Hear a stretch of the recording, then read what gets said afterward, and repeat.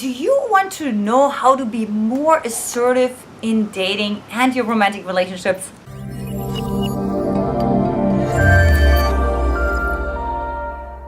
Hi, I'm Antia Boyd. And I'm Brody Boyd. And together we help single women to attract the right man for them without wasting any more time. So today I'm really excited about this topic because oftentimes what's really lacking to really become congruent, I call it the congruence, inside of yourself, you have to be assertive. You have to come into your balance. And here's tip number 1, how to become more assertive.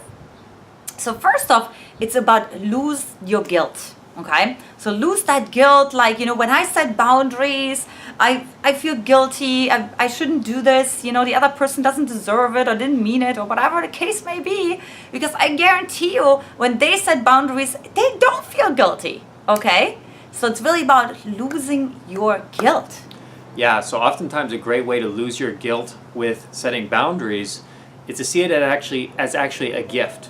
When you say no, when you speak up for yourself and say, no, this doesn't work for me, no, I'm not going to do this, people respect you more. Mm-hmm. People respect you more, and they want to respect you more, because when people respect you more, they trust you more. They value you more.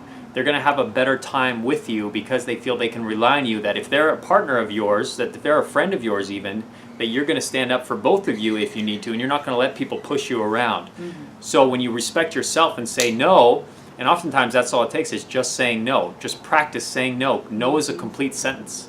You just can say no and that can be it. They respect you more, you respect yourself more, your confidence goes up, and you're going to have much better relationships. Absolutely, 100%. Now, the next tip to really help you to become more assertive is becoming more self-focused. So many out of you out there are really other focused, right? You're so concerned with how the other person feels and what the other person thinks of you and whatever. And by the way, the truth is they don't think anything about you because they're thinking about themselves, right? So you want to really become more self-focused, all right? And you want to ask yourself, did I like this date? Okay, like, did I enjoy this company? And knowing that you attract another man into your life easily, right? So it's really about like you putting your congruence and your own self-worth first, and your trust to yourself. Yeah, definitely. You have to value what you're bringing to the table so that you can really show people that you're worth it, that you are worth it, and you are worth sticking up for, and you're worth speaking out for what you want and asking for what you want. So it's super powerful. Mm-hmm. Yeah, and then lastly, and we kind of spoke about it in the beginning, being assertive also causes trust. Right? Now, why is that? Because when you say no, and it's actually hard, and the other person gains respect for you, but also long-term trust, because it knows now, oh, when Antia says yes, when Brody says yes, that means it's a yes, right? Versus because they would say no, okay? So it builds tremendous trust between you and the other person because you put your integrity and your level of trust above being short-term liked by them. Yeah, so there's an old quote, this will really help you, from Niccolo Machiavelli, who was a political philosopher, and he said it's much better to be, I'm paraphrasing here, he said it's much better to be respected than it is to be liked. So that's what happens when you're assertive, when you speak up for yourself, and when you ask for what you want and you go for what you want, and you have that respect towards yourself to do that, and you have that value to yourself to do that, people will respect you more, and they may not like you all the time, but they will respect you, even fear you. It's actually better to be feared. That's the original quote. It's better to be feared than to be liked, because being respected is under your control.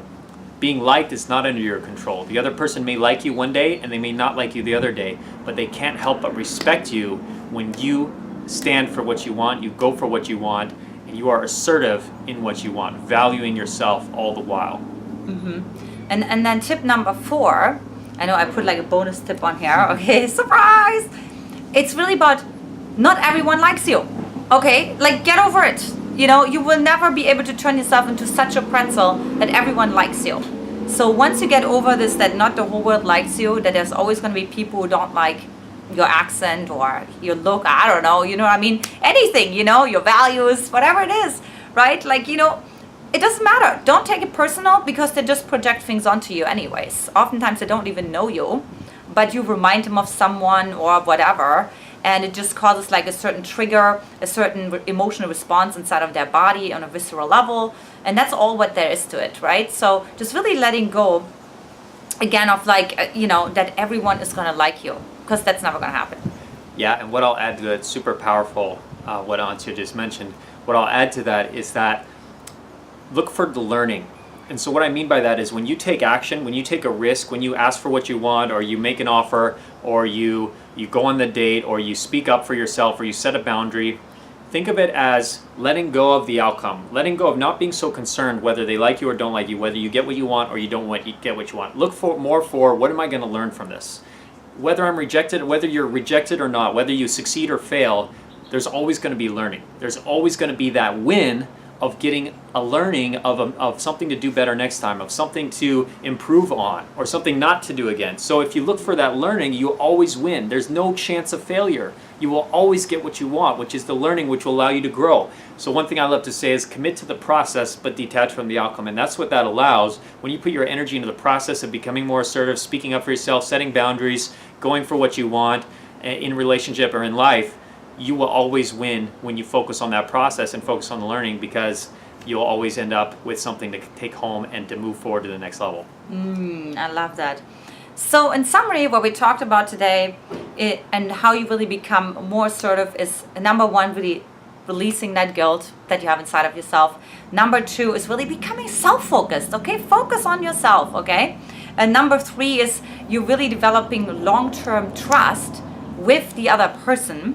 And then number four is really getting over that not everybody's gonna like you. And one thing I'll add, just a final bonus number five is when you focus on yourself, when you're doing that process, one thing that can really help is give yourself everything that you're hoping to get from the other person.